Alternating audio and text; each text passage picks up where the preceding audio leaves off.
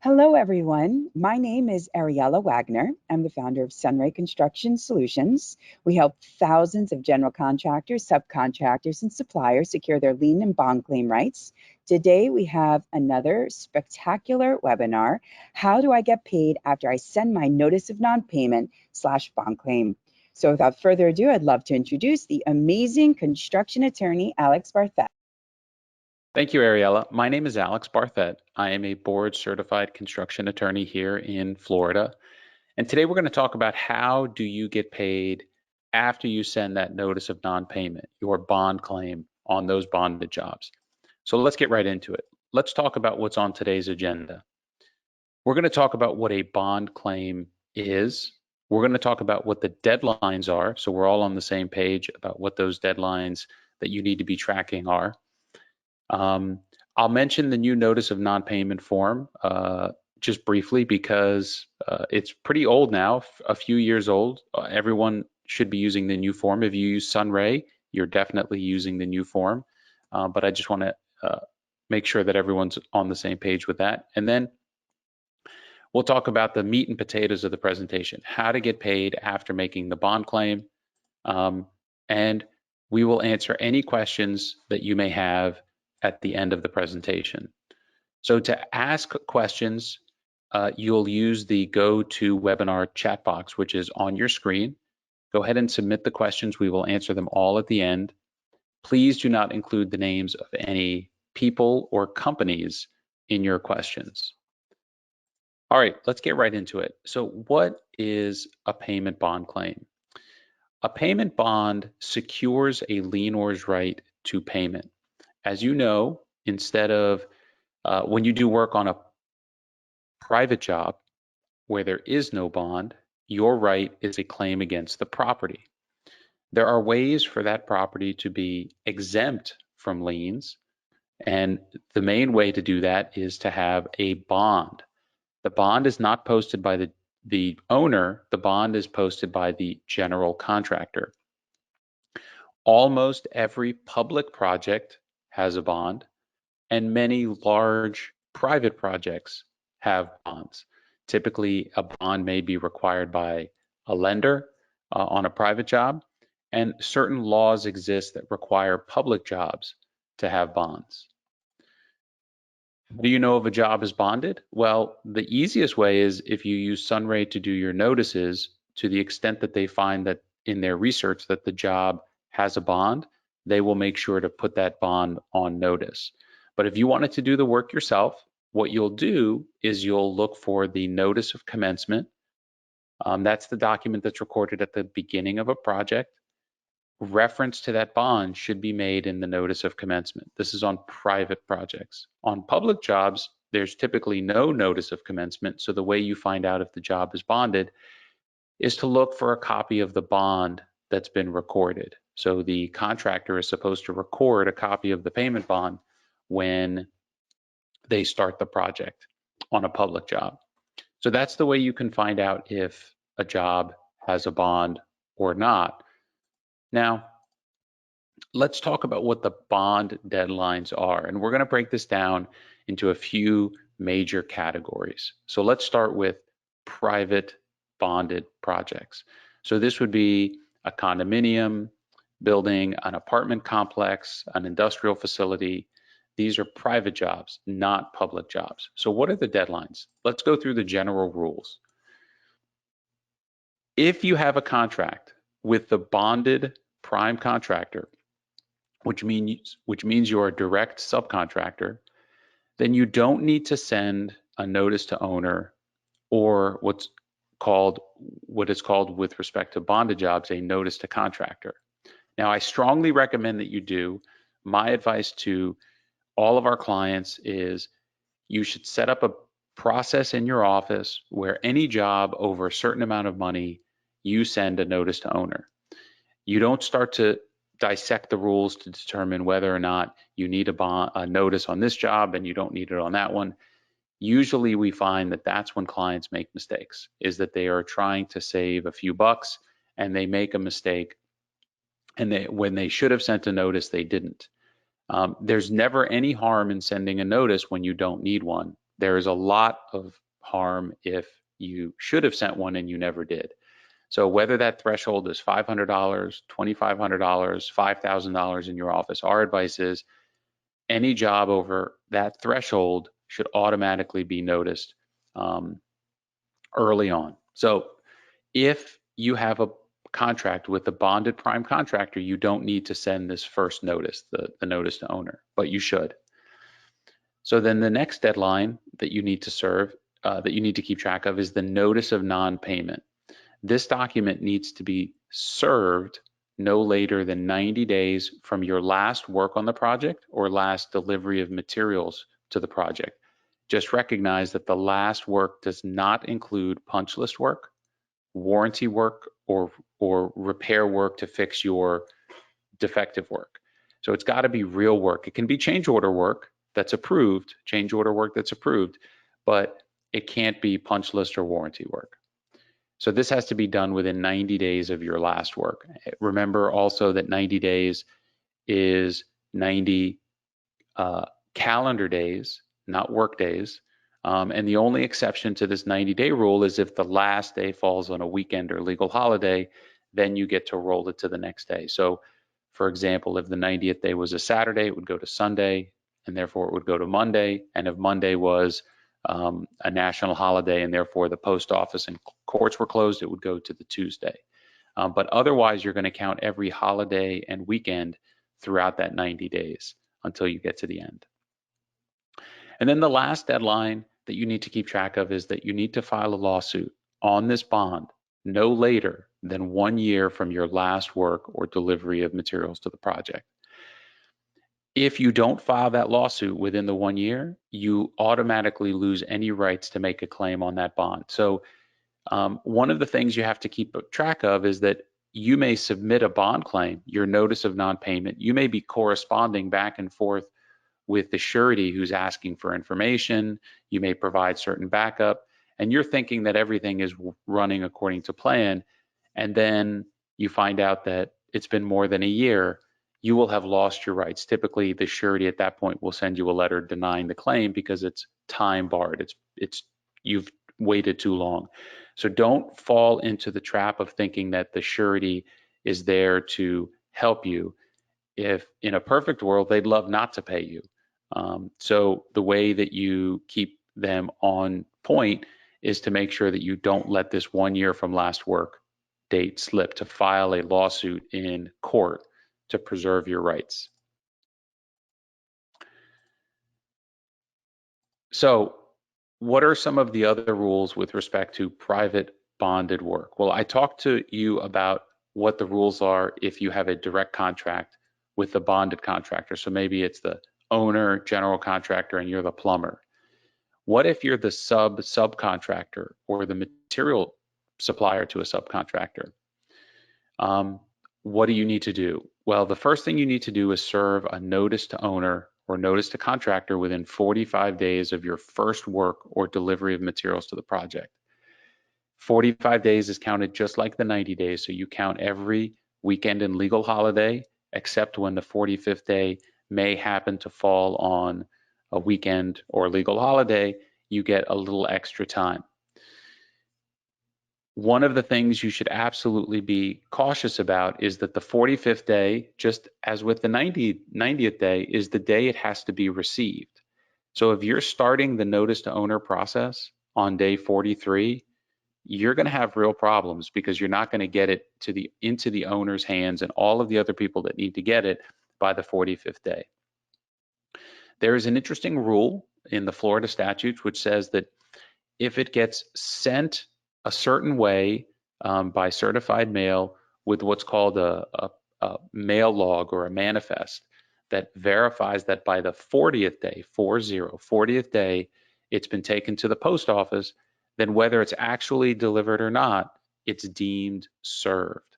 So SunRay uses this mail log system, and if you get the order to them early enough, they will meet that 40 days, 40 days. And then if the mail truck catches on fire, if the mail actually never gets delivered, it doesn't matter because it's still deemed served so long as you have that manifest showing that it was brought to the post office. So that's another really important reason why you want to send your notice to owners early and not wait till the last minute. So that's step one if you're a sub or a material supplier to a subcontractor. The next step is like we talked about before, you need to serve your notice of non-payment within 90 days of your last work or delivery of materials. And then you also need to file your lawsuit on the bond no later than 1 year from your last work or delivery of materials.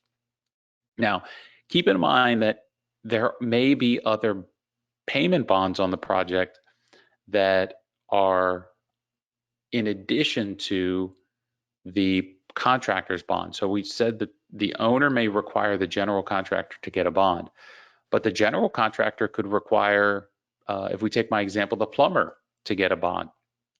And if the plumber has to get a bond and you are supplying materials to the plumber or you're a sub to the plumber, you could make a claim on that subcontractor bond just like you could make a claim on the general contractor's bond. The problem is that that sub bond is not recorded in the public record. Only the general contractor's bond is recorded and is in the public note in the public records. So how do you get a copy of this subcontractor bond? Well, you could ask the subcontractor, but they'd like you not to make a claim on their bond, so they may be less willing to provide it to you. But the one person that would love for you to make a claim on their bond, ideally instead of theirs, is the general contractor. So making a request of the general contractor to see if the subcontractor has a payment bond is one surefire way to find out if the sub is bonded. Also know that even if there's no bond by the general contractor, sometimes the subcontractor may in fact have a bond.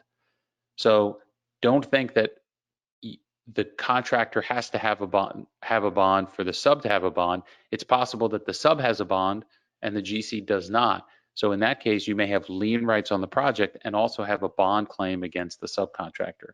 So where do we see subcontractor bonds? Typically, it's on larger jobs where the sub's scope of work is either complex or expensive. So it's pretty common to think that on, for example, a large $80 million condominium where the mechanical contractor's contract is $10 million, that the general contractor is going to require that mechanical contractor to get a bond. So if you were the supplier to the mechanical contractor or the sub to the mechanical contractor, they may have a bond. So you need to make sure you're aware of that and that you're looking for it. So let's talk about the deadlines for state public bonded projects. So what's the general rule? If you have a direct contract with the bonded contractor, as I told you before, when you have a direct contract with a bonded contractor on a private job, just like on a public job, you do not need to send a notice to owner. Again, I strongly recommend that you do, but it's not required. And this next tidbit usually causes people to second guess themselves. But interestingly, on a state public bonded project, if you have a contract with the bonded contractor, you don't need the notice to owner, and you also don't even need to send a notice of non-payment. I recommend that you do, but it's not required under section 255, which is the statute that governs public bonded projects. So the only requirement that you have is to file a lawsuit on that bond no later than 1 year from your last work or delivery of materials on the project. So the reason that it's important to know what the rules are, even though I'm telling you you should still send a notice to owner and you should still timely serve a notice of non-payment, is I have had clients come to me and they've made the mistake of not serving the notice, but they believe that they were required to, and therefore because they didn't, they just assumed they had no rights. I had to tell them, well, actually in this very unique situation, you do have rights and it's still within a year, so we can file a lawsuit on the payment bond for the public job. Again, remember, this is only if you have a direct contract with the bonded contractor on a state public bonded project. So what if you have, what if you're a subcontractor a subcontractor or a supplier to the sub, what are the rules? This is going to become now more consistent. So you need to serve your notice to owner, notice to contractor within 45 days of your first work or delivery of materials. You also need to serve a notice of non-payment within 90 days of your last work or delivery of materials. And you have to file that lawsuit in court no later than 1 year from your last delivery of materials. And as I told you before on private jobs, also know that on public projects, the general contractor may require their subs to post payment and performance bonds. And if so, you may have a right as a sub to that bonded sub or as a supplier to the subcontractor if they have a bond. So you need to look for a copy of that subcontractor bond. So let's talk about how to get paid. Well, the notice of non-payment only starts the process. That document needs to be received by the surety and the contractor no later than 90 days. They're going to get that document, and the surety is going to send 2 letters. They're going to send a letter to the bonded contractor and say, hey, we received this claim from your plumber. Tell us what's going on. So that letter goes to the bonded contractor. The second letter that's sent is a letter that's sent to you saying, we've received your claim. Please fill out this proof of claim form and return it to us. Under Florida law, there is no obligation to provide that proof of claim. We typically find that the proof of claim form is used to stall payments and to find reasons why that payment may not be due, right? So for example, maybe when you fill out the form, it'll ask you when was your last work on the job. And the last work on the job may have been 100 days ago, and you've submitted that claim and you needed to timely serve a notice of non-payment within 90 days, and it turns out you did it in 100 days, they're going to reject your claim. Now, obviously, if you did it late and you needed to serve it, then you have no rights anyways. But just be aware that there's no obligation in Florida to complete this proof of claim form when you are dealing with the bonded general contractor. The exception to this rule is that if you are for example, subcontractor making a claim on the subs bond, the process that you need to follow is what is listed in the bond. So you have to get a copy of the bond that was issued by the subcontractor and read it and see what the claim process is in that bond. Maybe it's to provide certain backup, maybe it's to provide certain notices, maybe it's not to provide anything, but that's the process you need to follow. But generally speaking, you can ignore the proof of claim. You can fill it out. There's no harm in doing so if all the information is accurate and timely, but just know that you don't have to. So most sureties will not pay you voluntarily unless their principal agrees to pay you first. The principal is the bonded contractor. And the reason is simple. The principal, the bonded contractor, owes a obligation of indemnity to the surety. So if the surety were to write you a check, the surety is going to look right to the general contractor and say, we paid the plumber $100,000. You need to pay us $100,000. It's not like Geico or Progressive on your auto insurance where you submit a claim, the claim gets paid. Maybe your car was totaled. They write you a check for $50,000. Your premiums may go up, but you don't have to pay back the $50,000. Surety is not like that. Suretyship is an indemnity product. So when the surety writes a check, they look to be reimbursed 100%. So the surety doesn't want to pay you if the contractor doesn't want to pay you. So the fact that the contractor hasn't paid you already is a strong indication that the surety is not likely going to pay you. One of the ways you see this happen is that if you bring a claim on the payment bond, sometimes the person that writes you the check to pay you is the principal on the bond, the general contractor. You have to watch out for the shortening of your claim period. There are means for contractors or owners to submit paperwork to you that will shorten the time that you have to make the claim. So be aware of any documents you receive after you serve your notice of non-payment, because you may have to file that lawsuit. I told you it was within 1 year. There are ways for it to be shortened down to 60 days or even 20 days. So the way you'll know is you'll get something in the mail or you'll be served with certain legal paperwork. Don't ignore that paperwork. You need to make sure that you are on top of it. And then I mentioned this to you before, watch out for the surety waiting you out. You have 1 year from your last work to file a lawsuit to file the lawsuit on the payment bond.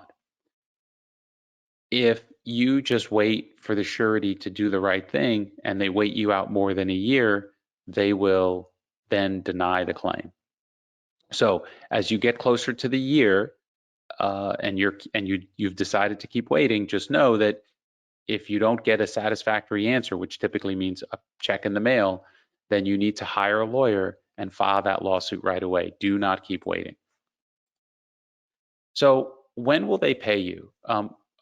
What's the fastest way to get paid? I would recommend you practice what I call the 60-60 rule. 60 days from your last work on the project, you should already be thinking about submitting your notice of non-payment. I told you the deadline is 90 days. You should not be waiting till the 85th day to do this. You should start no later than the 60th day. So you're going to prepare all the paperwork. SunRay can do the notice of non-payment for you. That gets submitted timely, and it's timely served well before the 90 days expire. Then for the next 60 days after you submit your notice of non-payment, you hassle the customer and the surety for payment. Frequent phone calls, emails, letters, show up in people's offices. Be a thorn in their side to get them to pay you.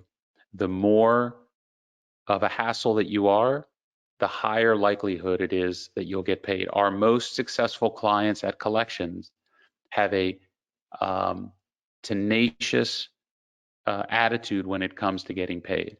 They are making phone calls and sending emails on a weekly or sometimes daily basis to their customers and the sureties when there are delinquent payments. So I recommend you do that for the next 60 days. It's possible that between the pressure that you bring to bear on the customer and the surety, that you get paid. You never have to hire a lawyer. But if that doesn't work, at that point, I do not recommend you wait much past the 60 days to decide to hire a construction lawyer to start the collection process, which is typically a letter on our letterhead. So now they know you've hired a lawyer so that you've escalated the situation. And if that doesn't work within a week or so, we typically file a lawsuit right away. We don't wait until the 1 year deadline. We do it right away. Now, there are reasons that you may decide to wait, business reasons. For example, maybe you have 5 jobs with this contractor. He owes you $10,000 on this job. You'd like to get paid. You've submitted your bond claim. You've timely perfected your rights. But you know what? I've got these 4 other jobs. They're much bigger. I'm just going to let it all roll, and we'll deal with it in time. That's a perfectly legitimate business reason to decide to wait. But if you don't have a really good reason to wait, waiting by itself in the hopes that you get paid, in my experience, is a very poor strategy. It's not likely to get you paid. So with that, do we have any questions, Ariella? No, we don't have any questions. I would love to add, though, to all of the people that are on our webinar now, how essential it is to develop an internal process when you're working on a public project. And again, public projects are not always bonded, but when you reach out to the project manager via an email, ask if the project is bonded, were you required for your subs to be bonded? It's a very simple question. And anyone who's afraid of providing a bond, you should be wary as well. But it's a very important part of your process if you're working on a public project, because if you don't have bond claim rights, then you can't lien the property. So I think it's very important for you to, again, have an internal process. Ask the question, is this project bonded? If it's not bonded, and it's a very large project, you may want to consider having a joint check agreement. Yeah, so let me add one other point, at least with respect to Florida state projects. The threshold for bonding on a public project is over 400,000.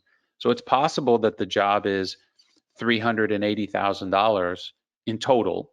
That's the job between the public owner and the contractor, and therefore there is no bond. And if there's no bond and you're the sub, then if you don't get paid, you have no lien rights. You're limited to your contract rights against the contractor. And if you signed a contract that has a pay when paid provision and the owner hasn't paid the contractor, then you don't have any rights because the contractor hasn't been paid. So you have no rights because of the pay when paid provision, and you have no lien rights.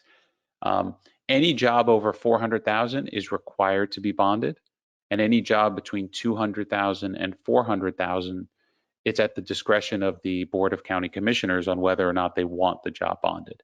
So keep those numbers in mind to determine whether or not the likelihood is that there may or may not be a bond. If you want to learn more about liens, bonds, and collections, we have a weekly podcast. It's the lienzonepodcast.com. You can go there and subscribe on Apple, iTunes, Google Play, or Spotify. We do these webinars every month. This month we actually have two. The next one is on June 23rd, and it's how to get paid your retainage sooner. We're going to go through the retainage process and explain when retainage can be held and when it has to be released. So that's on June 23rd, next Thursday. And then in July, we have back to our usual schedule of once a month. And from 9 to 9:20, we talk about why your lien on tenant build out work may be worthless and ways for it hopefully not to be. And we'll talk about why doing work at for tenant build outs is potentially pretty dangerous because you may not have any lien rights. You can register for all of these webinars at sunraynotice.com/webinars. So if you have any other questions, make sure you. We do have one quick question. Question. What would be the best way to force the GC on a public job to provide you a copy of a bond if they've never recorded a copy? So if you look at the notice to owner that SunRay sends on your behalf, you'll notice that it has a little statement in there that says, if this job is bonded, please send us a copy of the bond. That's usually ignored, but that's the first way, is to make the request in writing. There's a specific request that the statute provides that you can send, and they have to provide you a copy. So my suggestion to you is that you can first send a letter, certified letter, to the contractor requesting a copy of the bond on that project, and then some magic words you want to use is you want to say that you're willing to reimburse them for the copy costs associated with the bond. That's usually a nominal amount. It usually doesn't matter, but that's a minor technicality that someone could come back later and argue that, well, you didn't agree to reimburse me the 22 cents that it would cost me to make a photocopy. Typically, they email it to you anyways. The other place you can get a copy of the bond is to request it from the public owner. The contractor, when he or she gets the bond, has to give a copy to the public owner. It becomes now a public record. So you can make a Freedom of Information Act request to the municipality that is in charge of the project, and they are obligated to give you a copy of that bond. So those are two ways that you can get a copy of the bond. And if you need assistance with that, there is the Freedom of Information request through the SunRay portal, so that if you are having trouble with the general contractor who didn't, by law, again, they're required to record a copy. You could certainly use the SunRay application to request that form. But Alex, thank you so much. You did such a wonderful job as usual, and I wish everyone an amazing sunny day. Thank you, everybody.